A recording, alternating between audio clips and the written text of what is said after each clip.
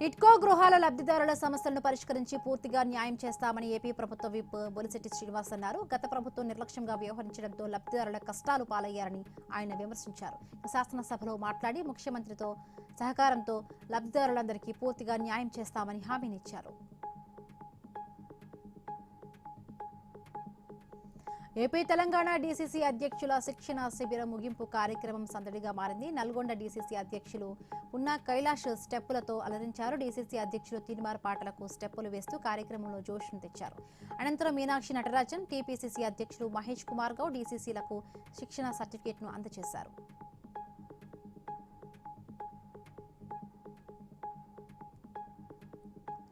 Kamareddy chairperson ఇప్ప ఉమారాణి ఎన్నిక చెల్లదంటూ ప్రత్యర్థి అభ్యర్థి రంగమాధవి కోర్టును ఆశ్రయించారు. తన పిటిషన్పై వచ్చే నెల 6న విచారణ కొనసాగనున్నట్లుగా రంగమాధవి తెలిపారు. వార్డులో పలువురు 2 చోట్ల ఓటు హక్కును వినియోగించుకున్నారని ఆరోపించారు.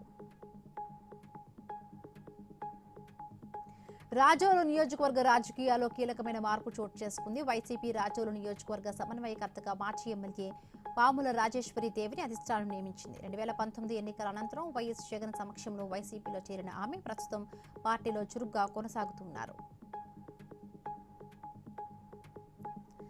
ఏపీ పేరు మార్పుపై గరికపాటి నరసింహారావు చేసిన వ్యాఖ్యలపై రాష్ట్రీయ ప్రజా కాంగ్రెస్ అధ్యక్షులు మేడా శ్రీనివాస్ తీవ్రంగా స్పందించారు.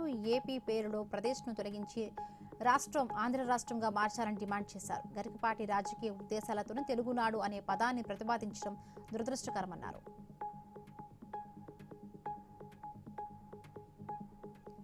ప్రొద్దుటూరు మార్కెట్ యార్డులో శనగల కొనుగోలులో అవినీతి జరిగిందని మాజీ టీడీపీ ఇన్ఛార్జ్ జీవీ ప్రవీణ్ కుమార్ రెడ్డి ఆరోపించారు.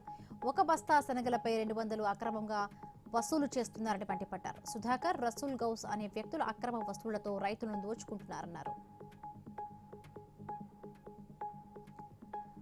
జనగామ జిల్లాలో రోడ్డు ప్రమాదం జరిగింది. నెహ్రూ పార్క్ బ్రిడ్జిపై ద్విచక్ర వాహనాన్ని టాటా ఏస్ ఢీకొట్టింది. ప్రమాదంలో 2 యువకులకు తీవ్రంగా గాయాలు కాగా హాస్పిటల్కి తీసుకెళ్తూ ఉండగా మృతి చెందారు. నిజామాబాద్ జిల్లా కమ్మర్పల్లిలో పెద్దపులి సంచారం కలకలం రేపింది. కోనాపూర్ అడవుల్లో ఫారెస్ట్ అధికారులు పెద్దపులి పాదముద్రలను గుర్తించారు. కోనాపూర్, మానాల అటవీ ప్రాంతంలో పశువుల కాపరులు అప్రమత్తంగా ఉండాలని హెచ్చరించారు. కామారెడ్డి జిల్లా బిక్కనూరు సౌత్ క్యాంపస్ లో బాలుర వసతి గృహంలో సీనియర్లకు జూనియర్లకు మధ్య గొడవ జరిగింది. పలువురు విద్యార్థులకు గాయాలయ్యాయి. గొడవకు కారణమైన వారిపై చర్యలు తీసుకోవాలని డిమాండ్ చేస్తూ విద్యార్థులు ఆందోళనకు దిగారు. ఈ సందర్భంగా క్యాంపస్ వద్ద విద్యార్థులు బైఠాయించి పెద్ద ఎత్తున నినాదాలు చేశారు. కరీంనగర్ జిల్లా చాకలివానిపల్లి ఉపాధి కూలీల ఆందోళనను చేపట్టారు. ఉపాధి పనుల్లో ఈకేవైసీ ద్వారా ఐరిష్ హాజరు పద్ధతిపై ఆగ్రహం వ్యక్తం చేశారు. సర్వర్ పనిచేయకపోవడంతో పనికి తీసుకోకుండా పంపిస్తున్నారని ఆరోపించారు. ఈకేవైసీ విధానాన్ని తీసేసి పాత పద్ధతిలోనే పనులు ఇవ్వాలని డిమాండ్ చేశారు.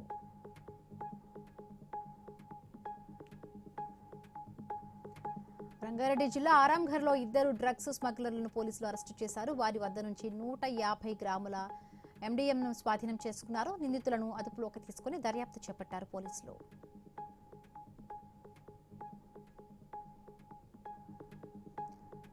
నాగర్ కర్నూలు జిల్లాలో అమానుషం జరిగింది. జిల్లా కేంద్రంలోని ఓ ప్రైవేట్ హాస్పిటల్లో బాలిక ప్రసవించింది. బాలికతో పాటు వచ్చిన మహిళ అప్పుడే పుట్టిన శిశువును పక్కనే ఉన్న చెత్తపుట్టలో పడేసింది. హాస్పిటల్ సిబ్బంది పోలీసులకు సమాచారం ఇవ్వడంతో బిడ్డతో పాటు తల్లిని ప్రభుత్వ హాస్పిటల్కు తరలించారు.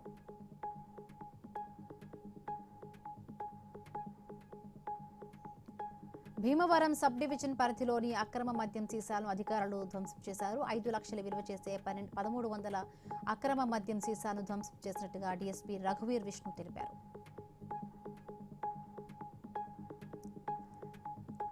సంపూర్ణ చంద్రగ్రహణం ముగియడంతో యాదగిరిగుట్ట లక్ష్మీనరసింహస్వామి ఆలయం తెరుచుకుంది. గ్రహణ దోష పరిహారార్థం ఆలయ పరిసరాలు, ఉప ఆలయాలు శుద్ధి చేసి సంప్రోక్షణ చేశారు. ఆలయ శుద్ధి సంప్రోక్షణ అనంతరం నిత్య ఆరాధనలు, నిత్య కైంకర్యాలు చేపట్టారు. పూజలు నిర్వహించిన అనంతరం భక్తులకు స్వామివారి దర్శనాలు ప్రారంభించారు.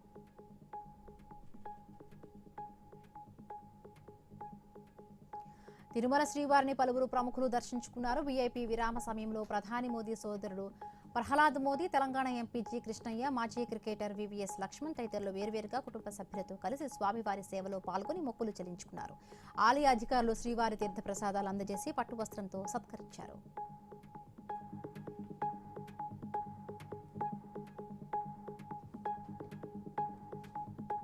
కొంచెం లోపల గంట తీసుకోమని.